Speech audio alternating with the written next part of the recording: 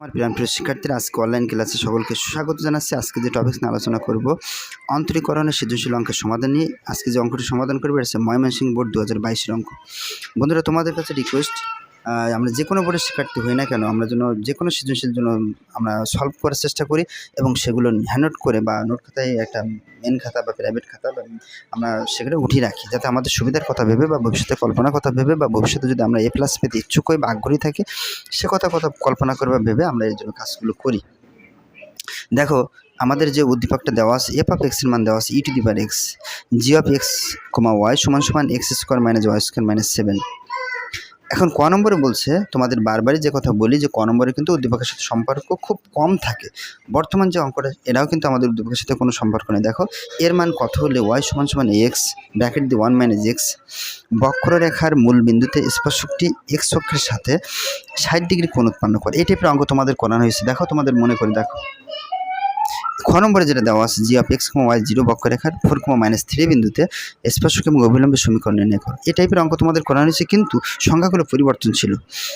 গ নম্বর যেটা দেওয়া আছে, এটা একটা ঘোরাই দেওয়া আছে, কিন্তু অঙ্কটা তোমরা করতে পারবে। অঙ্ক মেন বইয়ের অঙ্ক, সরাসরি সেখান থেকে তোমরা সেই অঙ্কগুলো দেখো, যদি যাও তাহলে সে অঙ্কই পাবা। 4 f(x) + 9 f of -x এর লঘুমান কত হবে? একটাই মাত্র মান চেয়েছে, লঘুমান কত। আমাদের বইতে যখন অক্ষরপত্র প্রকাশনী আমরা করছিলাম, বা যে কোনো প্রকাশনী যাও না কেন অবশ্য অঙ্কটা পাবা, তখন কিন্তু লঘুমান বের করতে আমাদের বলছিল। এখানে তদ্রূপ একই জিনিস বের করতে বলছে, একেবারে সহজ আর কি।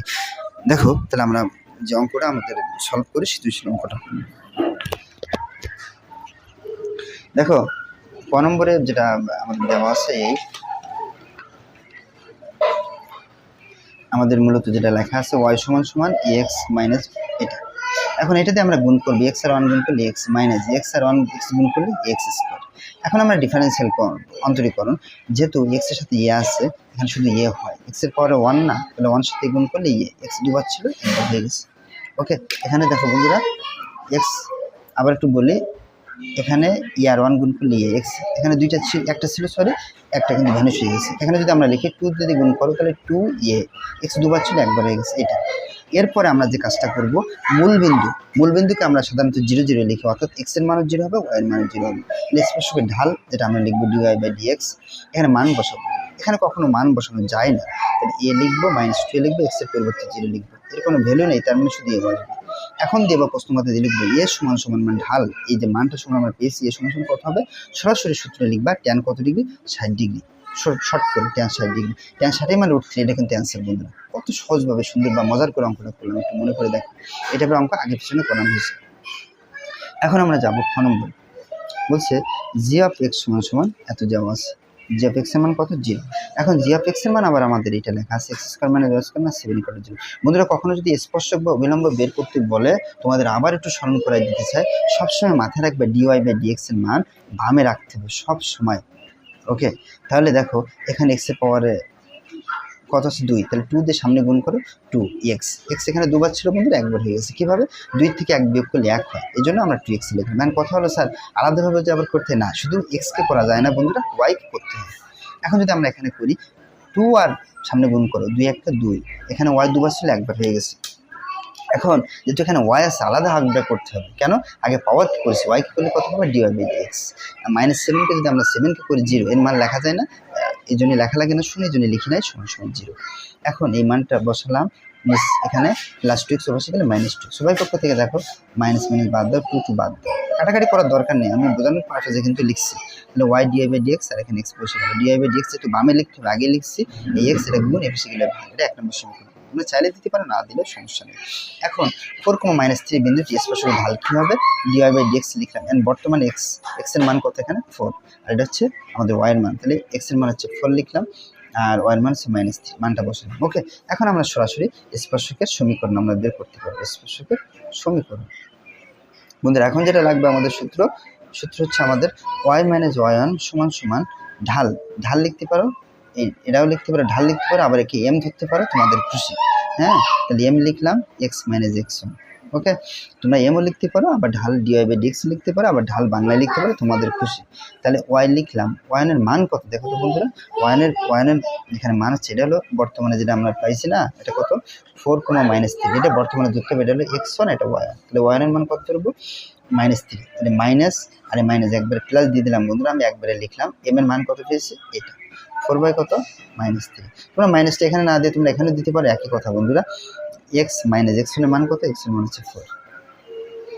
এখন খেয়াল করে দেখো একটা যে কাজ যদি করি, y+3 আর নিচে এই যা আছে এটা দিয়ে গুণ করো, তাহলে কত হয় দেখো তো, গুণ করলে কত -4x, মাইনাসে মাইনাসে প্লাস, 4 কত 16 আর নিচে 3, এখন কোনাকুনি গুণ করো, তাহলে এই কোনা যদি আগে গুণ করি -4x + 16, এটা যদি গুণ করি 3 দিয়ে গুণ করে 3 হয়, আবার 3 দিয়ে গুণ করে 3 3 9। এখন আমাদের উদ্দেশ্য হলো সবগুলো বামে নিয়ে আসতে পারবো, সমস্যা নেই। +16 মাইনাসে বসে গেলে প্লাসে বসে গেলে -3 হয়, -9 = 0। কি থাকে -4x -3 হয় থাকে, আর 16 নয় যোগ দিলে +7 = 0। বন্ধুরা মাইনাস যেহেতু সামনে আছে, মাইনাসকে বাদ দিতে হবে, মাইনাস কমন নিতে হবে। তা মাইনাস যখন আমরা কমন নিব বা মাইনাস অর্থাৎ বাদ দিব বা গুণ করবো, তখন চিহ্নগুলো পরিবর্তন হবে, এক কথা হচ্ছে এটা। তাহলে আমরা যদি একটু চিহ্নগুলো পরিবর্তন করে দেখি, তখন আমাদের চিহ্নগুলো যদি আমরা একটু পরিবর্তন করি, তখন আমাদের চেহারাটা আমাদের এমন আসবে যে এখানে 4x আর এখানে মাইনাস আছে, এখানে +3 হয়, আর এখানে প্লাস -7 = 0। এই কিন্তু আমাদের স্পর্শক সমীকরণ বের করা শেষ। যে মানটা আসছে দেখো স্পর্শক সমীকরণ 4x + 3y -7 = 0, এটা স্পর্শক সমীকরণ। এবার আমরা যেটা বের করবো, আবার দিয়ে বের করতে পারো, যেটা বের করো অবিলম্ব সমীকরণ, এবং দিয়ে লিখতে পারো, সমস্যা নেই, এবং দিয়ে লিখলে বেশি ভালো হয়। অবিলম্বের সমীকরণ কিভাবে, সব ঠিক থাকবে, y - y1, আর এখানে মাইনাস হবে, মাইনাস এখানে যেটা দেওয়া আছে 1 দিয়ে এই যে m এর মানটা 1/m লিখবো, আর এখানে x - x। এভাবে শর্টকাটভাবে লিখলে আরও বেশি ভালো হয়। মানগুলো আগের মতো মানগুলো বসাও, y + কত 3 আর মাইনাস লিখলাম, m এর মান কত, m এর মান বন্ধুরা দেখো একটু খেয়াল করে, মান কই হারিয়ে গেল নাকি, এটা বলে m এর মান কত বলো তো, m এর মান কত -4/3, মানে এই 3 এর আগে মাইনাস দিলে একই কথা আসে, তাহলে x - x এর মান কত, x এর মান হচ্ছে 4। ওকে, উল্টাই দিবা, মার কাছে যাও, মার কাছে দৌড় দাও। আচ্ছা, এর বার লিখলাম, যেটা লিখবো y+3, আর যদি আমরা উল্টাই দিই তাহলে আমাদের যেটা হবে মাইনাস মাইনাস কিন্তু কেটে যাবে, প্লাস 3টা উপরে গেল, তাহলে উপরে 3 নিচে 4 আর x - 4 এটা। এখন তোমরা যে কাজটা করবা সেটা হচ্ছে গুণ করবা, y+3 এইভাবে গুণ করলে অনেকের সমস্যা হয়, আমি একবারে করবো না, 3 দিয়ে গুণ করলে 3x, আবার 3 দিয়ে গুণ করলে 3 × 12 আর নিচে হলো 4। এখন কোনাকুনি গুণ করো, কি হয়, বা 3x - 12, আর এটা যদি গুণ করি তাহলে কত হয় 4 হয়, আর গুণ করলে 3 × 12, সবগুলো বামে নিয়ে আসো তো, 3x - 12 -4 হয়, এই প্লাসে 12 = 0। এখন এট লাস্ট যেটা আমরা অবিলম্বের সমীকরণ 3x লিখলাম, মাইনাস কত 4 হয়, আর 12 যোগ করলে অর্থাৎ 24 - 24 = 0, 3x - 4 হয় -24 = 0 = অ্যান্সার। এটা সব বিলম্বের সমীকরণ। বন্ধুরা দেখো, মনোযোগ সহকারে দেখলে তোমাদের একেবারে ইজি হবে, ইজিলি। আর এবারে যখন অঙ্ক আসে আমাদের খ এবং গ নম্বর 100% তোমরা পারবে। ক নম্বর মাঝে মাঝে সমস্যার কথা, কিন্তু তোমরা মেন অঙ্কগুলো যেটা আমি দিয়েছি আর কি, ইম্পর্টেন্স অঙ্কগুলো সাধারণত আমি টাইপ বা পর্ব আকৃতি দিয়ে থাকি। এগুলো করার পরে যে কোনো শিক্ষার্থী যদি তোমরা একটু মনোযোগ সহকারে একটু বা গভীর চিন্তা ভাবনা করো, অপরচুনিটিকাল পেরে যাবে। আর গভীর চিন্তা ভাবনা করতে হবে পরীক্ষার আগেই, আর তোমরা যদি পরীক্ষার আগের রাত্রি করো তাহলে কিন্তু হবে না, আগের থেকে পূর্ব প্রস্তুতি নিতে হবে। এখন আমরা যাবো হচ্ছে গ নম্বর অঙ্কটা। গ নম্বর অঙ্কটা আমাদের যেটা দেওয়া ছিল এটাই লেখা ছিল, লঘুমান বের করো, ওকে 4 এটা। এখন f(x) এর মান e(x) এটা দেওয়া আছে, আর যদি মাইনাস হয় x এর পরিবর্তে তাহলে আমি এখানে মাইনাস লিখবো, অঙ্কটা এটা মূলত দেওয়া। এখন 4 লিখলাম, এটুকুর মান এটা বসলো, 9 লিখলাম, এটুকুর মান এটা। আর এটার পরিবর্তে আমরা আরেকটু লিখতে পারি, তোমরা চাইলে এখন লিখতে পারো, না একটু সমস্যা নেই। 9 লিখলাম, e⁻(x), কখনো যদি মাইনাস থেকে আমরা জানি ভাগ মানে নিচ্ছি, এটা অর্থ কি 1/e⁴x, তাহলে এটা আমরা লিখতে পারি। এখন ধরি y সমান, সেটা ধরে নিচ্ছি, আর যা ছিল তাই কিন্তু আমরা লিখে ফেলছি। এটা লেখা যায় যেভাবে ছিল লিখছি। এখন আমরা ডিফারেন্সিয়াল করব দুইবার পরপর, কারণ লঘুমান গুরুমান বা লঘু বলছে এই কারণে। তাহলে di/dx লিখলাম 4ex। বন্ধুরা এখানে মজার বিষয় হচ্ছে, এটা যখন আমরা ডিফারেন্সিয়াল করবো বা অন্তরীকরণ করবো, এর কোনো পরিবর্তন হবে না এর ক্ষেত্রে বা সূচক লগারিদমের ক্ষেত্রে, শুধুমাত্র পরিবর্তন কি চিহ্ন। 4ex যা ছিল তাই, প্লাসে মাইনাসে মাইনাস হবে, আর যা আছে তাই, ওকে। আরেকবার যখন করবো সেমভাবে 4ex এই মাইনাসে গুণ হয়, মাইনাস মাইনাসে প্লাস, আর এখানে যা আছে 9 এর পাওয়ারে মাইনাস। অনেকে প্রশ্ন করতে হবে মাইনাসের সামনে গুণ হয়ে গেল তাহলে মাইনাস কেন বাদ হলো না? বন্ধুরা ডিফারেন্সিয়াল নিয়ম মাইনাসটার সামনে গুণ হইল কিন্তু উপর থেকে কখনো বাদ যাবে না। এখন আমরা জানি প্রথম একবার ডিফারেন্স যেটা আমরা করছি এটা সমান সমান 0 লিখবো, এটা করছি, আর এটা মানে আমরা জানি 9 এক্স দিছে, এটা যদি আমরা লসই করি তাহলে এক্স এর সাথে গুণ হয় 4ex স্কোয়ার মাইনাস 9, কোনাকুনি গুণ করবা, এটা বসলো আর এটা দিয়ে শূন্য গুণ করলে শূন্য বসে যায়, 4ex স্কোয়ার এই মাইনাসে বসে গেলে প্লাস, 4 গুণ ছিল বসে গেলে ভাগ, 3/2 এর মতো হোল স্কোয়ার যদি আমরা দিই তাহলে এটা স্কোয়ার বাদ দিলে এক্স এর মতো। এখন এক্স এর মান যখন বের করবো ই না ই ভিত্তিক লন যখন হবে, ই যদি বসে পার করি তখন লন হবে, লন 3/2 এটা আমরা লিখতে পারি। এখন এক্স এর মান আমাদের নিয়ম হচ্ছে কোথায় বসাবো বন্ধুরা, তোমাদের মনে আছে কি? একবার এখানে বসাবো, একবার এখানে বসাবো, এখানে বসে আমরা এখানে না, এখানে বসাবো একবার, আর এখানে মূল যেখানে বসাবো আমরা তিনটা যে মান দেখো 3 জায়গায় বসানো হয়েছে, এটা মান দিয়ে আমরা এক্স এর মান মূলত বের করি, মানে এইটা দিয়ে একবার ডিফারেন্সিয়াল দিয়ে আমরা এক্স এর মান বের করি, আর মানে দুইবার ডিফারেন্সিয়াল যেখানে আমরা করবো সেটা হচ্ছে গুরুমান না লঘুমান সেটা নির্বাচন করবো, এবং ওইটা দিয়ে আমরা লাস্টে যেটা পাবো সেটা হচ্ছে আমরা উত্তর বের করবো। ওকে, তাহলে আমরা এখন ডাবল ড্যাশে বসাও, দেখো D square Y by DX square.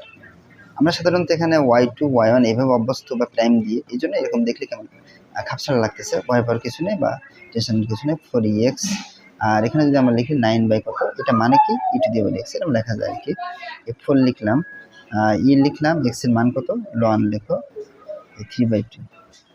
একইভাবে আমরা যদি লিখি 9 এর পাওয়ারে কত, লিখলাম লন কত 3/2। এখন আমরা যদি যাই আর লন দিতে পারে বাদ যায়, এখানে কি থাকে 4 গুণ 3/2, এখানে যদি আমরা লিখি বাদ যায় তাহলে সেক্ষেত্রে এটা বাদ, এটা আমরা কি লিখবো উঠাই দিব, দেখো 2 দুগুণে 4 3 দুগুণে 6, এখানে যদি উঠাই দিই 9 গুণ একটু উপরে যাবে, আর 3 3 থেকে 9 আর 3 দুগুণে 6, তার মানে কত 12।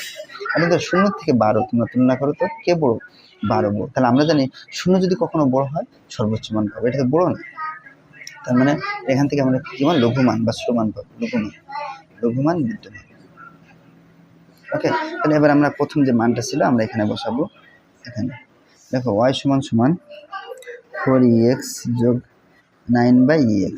এখন এই 4 লিখলাম, লিখলাম x এর মান হচ্ছে 3/2, এখানে একইভাবে লেখো 3/2। তাহলে আমরা যদি এটা কাটাকাটি করি, মানে কাটাকাটি করার দরকার নেই, তোমার বোঝানোর স্বার্থে আমি কিন্তু করছি, 4 × 3/2, এটা যদি লিখে 9 গুণ 2 উপরে যাবে আর 3 নিচে, একইভাবে 3 থেকে 9 2 দুগুণে 4 3 দুগুণে 6 আর এটা 6, তার মানে কথা 12 আনছে।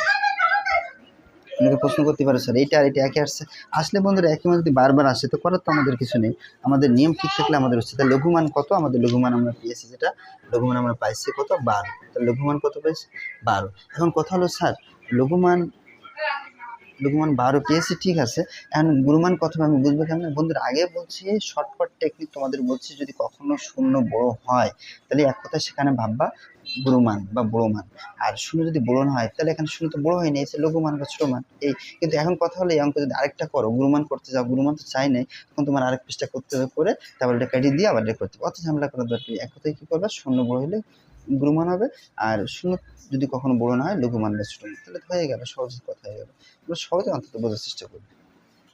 এই ছিল বন্ধুরা আজকে ভিডিওটা যদি বিন্দুমাত্র উপকার আসে, কাজে লেগে থাকে একটা লাইক কমেন্ট শেয়ার করতে বলবেন, সাবস্ক্রাইব করে পাশে থাকবে। ধন্যবাদ সকলকে, নেক্সট ভিডিওতে দেখা হচ্ছে।